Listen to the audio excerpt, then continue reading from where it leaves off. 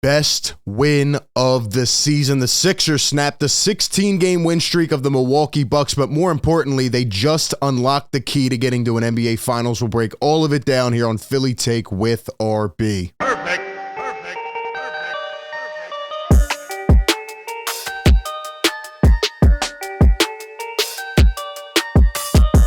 What is going on, everybody? RB here. Welcome into the show. Hit the like button if you enjoy these videos. Subscribe by hitting that red button down below. Be sure to hit the bell so you don't miss any of the content. We are live every game, YouTube and playback. Last night was one of the best streams, man. What a time hanging out with everybody, watching this one go down to the wire. And yes, the Sixers pull off an improbable win. They snapped the 16-game win streak of the Milwaukee Bucks. Everybody deserves credit. And honestly, I think they just unlocked the secret, the key, and it was in full display last night. I mean, you're talking about a game where James Harden shows up like that in the fourth quarter. They said he can't show up in big games. You're talking about Joel Embiid putting on a statement win. By the way, Joel Embiid, just want to remind everybody, has now put up 47 against Jokic in primetime. Sixers erased a 15-point lead and won the game.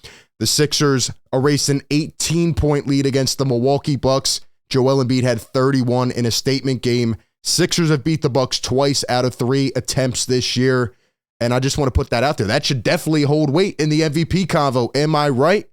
Am I right? But anyway, you have all that happen, and man, the Sixers just put on their best performance, an 18-point comeback, and I put out a tweet yesterday saying, if you want to earn respect, if you want to win the fan base back over a bit and have everybody a little more confident going into the playoffs, you need to go out there and do the thing yesterday. You need to go out there on the road in a tough environment, by the way, putting up 48 in the fourth quarter, 48 points against the number 1 defense. You need to go out there and put on a show, an elite performance, and win the game. And that's exactly what they did. Here's what the Sixers proved last night, man. They are contenders. They can contend on 2 conditions. 1, if they're healthy come playoff time, which is a big if. And number 2, if they show the effort, if they want to do it. You know, everybody complains, Daryl Morey, the players, this and that. Sixers have the talent. Do they want to do it? Will they be optimized? Do they want to go out there and put on the full effort, the full display, the defense, the rebounding, the diving on the floor for loose balls, all the little things that make teams great? Do they want to do it? They showed it last night. They showed they can do it against good teams. They played up to the competition. There's no reason, you know, other than the Bucks being a really good team, that they were on a 16-game win streak. They have nothing to be ashamed of. That was a heck of a performance. In fact, all the matchups have been fantastic between these teams. It would be a great playoff series. But there's no reason that the Sixers went out there and beat this team other than they can contend. They can contend. All right. Before we get into the full breakdown, and again, stick around because I'm going to tell you how the Sixers just unlocked an ability to get to the NBA Finals. Before we get into it, though, shout out to the sponsor of today's show, Aura. Aura is a leading provider in digital safety and fraud protection. I'm sure everybody out there has had some type of experience, whether with a loan, a credit card, whatever it may be, where you had a data hacker or a scammer try to steal your identity, right? Hack into your information. This happened to me plenty of times. It happened when I purchased my last vehicle. All of these are issues that Aura aims to prevent. Aura is an easy-to-use app that includes everything you need to stay safe online by protecting you from scammers and hackers on the internet. They fight back against all those annoying websites that take your private information and try to make it public, and they alert you if anything is found. They give you near real-time alerts on suspicious credit inquiries and even provide a VPN where you can search online anonymously and stay safe. So be sure to protect your online identity and safety by going to sign up for Aura. Click the link down in the description, aura.com/PhillyTake to receive a 2-week free trial of all of their services. Link down in the description. Speaking of staying safe, man, nobody's safe today. Nobody's safe today. That's right. Was the media sleeping last night? Did they even say a peep? I didn't say. Only tweet I saw was from Skip Bayless, of all people, giving recognition to the Sixers. How come when the Sixers have a huge win? How come when James Harden, Joel Embiid played the way they did, not a peep? Well, I think we know the answer to that question, and that's why I appreciate everybody who supports this show. The other thing I want to say before we get into the full breakdown here, I don't want to hear anything else about James Harden, guys. I've said this many times over the last 7-8 months. I said it in the offseason.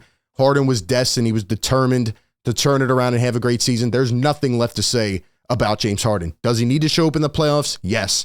Does this game last night mean the Sixers are favorites or finals contenders? No, absolutely not. What it shows is they have a shot. James Harden, the way he took over in that fourth quarter, the way he took the weight off Embiid's shoulders, right? The Sixers and Joel Embiid have always needed another guy that can do that. They haven't had it. Now they do. 19 points for James Harden in the fourth quarter against the number one defense, who was on a huge win streak. And the Sixers have a shot if Embiid and Harden are healthy. And I mean, I'm just going to stick on that. I've been standing on that point all year. I'm going to continue to say it. And, you know, they showed it last night for sure. Let's talk more about Embiid and Harden, though, because this was one of those games. This was one of those performances that you do not forget. James Harden, Joel Embiid, first NBA teammates in 43 years. Imagine how long of a time 43 years is. To have 30 plus points each and 10 plus assists each in the same game. They both had 30-point double-doubles. I mean, this is one of the best duos, maybe the best in the NBA. You finally give Joel Embiid a guy like James Harden and look at the potential being unlocked. 38, 10, and 9 for James Harden. His best game as a Sixer, by the way. His best game as a Sixer. Not even close. This was resembling the Houston Harden. This was Houston Harden last night. And I'm going to go out on a limb and say this. The Sixers have Houston Harden. It's just that he's playing next to a co-star now, so the volume isn't there. But this version of James Harden is exactly what was in Houston. He just doesn't have to play the same way and now can utilize more pick and roll. And it's just fantastic to see. Joel 31, 10, and 6. And the crazy thing about this is it wasn't even a perfect game. The Sixers and Bucks both struggled in the first half. Grayson Allen had a 20-point third quarter. The Sixers overcame it all. And Giannis was getting every single call in the fourth quarter. I mean, the refs were trying to keep the Bucks in that game. I'm just going to say it. They were trying their hardest. Giannis kept going to the line. I mean, George Niang got called for a foul on a jump ball. A jump ball against Giannis. It didn't matter. The Sixers overcame all the adversity. That's what good teams do. Joel Embiid, James Harden, first pair of teammates since Otis Birdsong and Phil Ford of the Kansas City Kings to do that, to have 30 and 10 each in the same game. Unbelievable. Shout out to Francis Parker on Twitter, who adds this as well from the ESPN article. Philadelphia generated 32 points directly off the pick and roll combination with those two, and at 1.70 points per chance, it was their most efficient game in the regular season since becoming teammates. Like I said, their best game. Unbelievable. Let's look at the last two plays that sealed it off, because it felt like the Boston game, you know? It felt like another one of those games that was a benchmark, game, benchmark performance, and they were scratching the surface. They were getting back because they were getting embarrassed in the third quarter. You thought it was over. Once again, what happens? The athletic bench unit comes in. They cut down the lead. They pick up the pace. And what happens? The Sixers crawling. It felt like they were going to lose the game with about 5 minutes to go. But nah, this time they overtake it. They overtake it on the road in a tough environment. Here are the last two plays that sealed it off. Unbelievable, man. Back-to-back threes from Joel Embiid and James Harden. There's Harden. Oh, my gosh, it was beautiful. Cuts it down to 1. That was with 1:21. Now Harden's going to drive. Boom, kicks it back. Embiid sees him coming, but he pump fakes. Beautiful vision. The 3-ball. Bang. It is wonderful. It is wonderful. I mean, you got to love it, man. You got to love it. James Harden, Joel Embiid showed up and showed out. You get this type of performance in a playoff series. I'm not saying they can do it every game. I'm not saying they will. But they showed that they have the ability. This was not luck. This was not by draw. No, this was, their skill being put on display, and everybody contributed. Another takeaway from this game, I don't know what it is, but George Niang is the Bucks' kryptonite. George Niang has been ice cold. He's been ice cold. But every time the Sixers play the Bucks, George Niang shows up and shows out. He had 5 3-pointers. He was huge in the second half.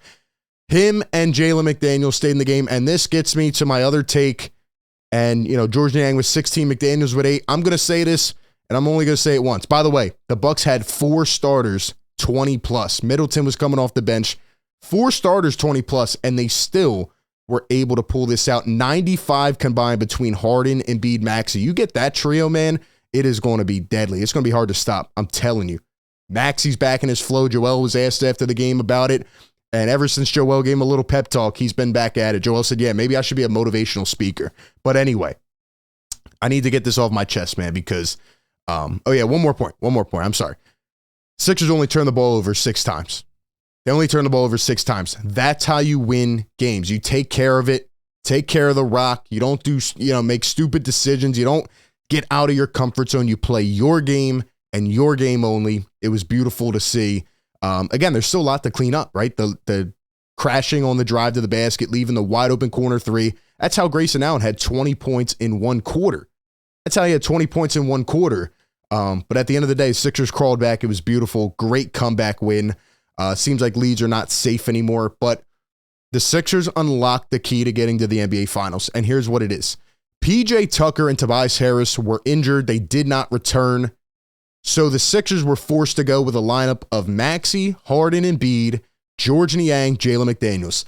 I've been saying for the last few weeks now, and some people don't like it, that the Sixers need to experiment with bringing Tobias Harris off of the bench. I put out this tweet earlier. Sixers were trying to make Maxey the 6th man the whole time. They were trying to go back and forth between Maxey and Melton. Let me tell you guys this, man. They had the wrong guy the whole time. Tobias Harris would much better be utilized as a 6th man. Why? Because he's a volume guy, right? He tried the catch and shoot thing. It was great for a month. He was fitting in well. But the fact of the matter is when you have Harden, Maxey, and Embiid, the volume, the efficiency will not be there. That's why Maxey struggled a little bit. That's why Melton struggled in the starting lineup. You need a certain type of player. And we've been talking about how do you get the most out of a team that is built around a center, right? How do you, in the modern day, how does a center be the number 1 or number 2 option on a team like this? Here's the answer. You need obviously you need one co-star at least. You need one guy who can take the weight off the shoulders, can show up like Harden did in that 4th quarter. Again, one of the best 4th quarters I've seen from James Harden. But you need other guys that fit the mold, that fit the prototype, the guys that can do the scrappy things, that can defend, rebound, hit shots. Last night, that's what the Sixers had. And look how it worked. We've been talking about how do you pick up the pace? How do you play quick, switch, do things like that with Joel Embiid and James Harden on the floor? They did it in the 4th quarter last night. Why? Because they had guys that can do this. Look at this. Boom. The putback dunk. When has anybody on the Sixers done a putback dunk? Off of a shot late in the game, 155. That was huge. And I'm here to tell you right now, man, this is the key to unlocking a championship. It is not a slight against Tobias Harris. I want to put that out there. I think Tobias is a good player. Forget the contract. Forget the stats. He's a good player. He needs the ball in his hands. He's uncomfortable in the starting lineup. He would much better be utilized as a 6th man. Have Maxey in a starting lineup. People want to talk about Tucker. That's a whole different convo. Maybe you put Melton in. I like Tobias coming off the bench as a 6th man. McDaniels fits much better at the 4. He fits much better next to Embiid. Why? Because he doesn't need the ball in his hands. He can sit in the corner, knock down shots. He can rebound. He can do putback dunks. He can do whatever. And he's a more versatile defender. Jalen McDaniels is in the starting lineup. A swap like that, I don't care about the money. Good coaches will stand on their philosophy. Good coaches will do what it takes to make the team best optimized. They will do what it takes to put the most talent out there in the best situations. That is the key. You saw it last night, second half, McDaniels and Niang. I'm not saying Niang can be consistent every game, but you see what happens when you had guys that can shoot, that are scrappy, et cetera, next to Harden and Embiid. That is how you build a championship team around a center. They showed it last night. It was in full effect, and that is the key right there. Now, Tobias and PJ, Doc said, might be out for a couple games. You're probably going to see it again Monday against the Pacers and going forward, right? I hope those guys are okay. You need them. You absolutely need them. But this right here, this starting unit that was kind of forced upon Doc Rivers and the Sixers is the key. That is how you do it. And it was beautiful to see. The Sixers elevated their game in that 4th quarter. Everybody was engaged defensively, offensively. It was a great matchup. The Bucks are a great team, but the Sixers stuck it to them. That was the statement game That was the win of the year right there. And they showed, obviously these next 20 games are going to be a lot, right? It's going to be a lot. All that matters is come playoff time, you got to be able to rise to the occasion like last night. Those are my thoughts. Give me all of yours down below in the comments section. Really appreciate everybody for always tuning in. Be sure to hit the like button, comment, subscribe. Give me your thoughts on the starting lineup down below. That being said, I will catch you all on the next one. Peace.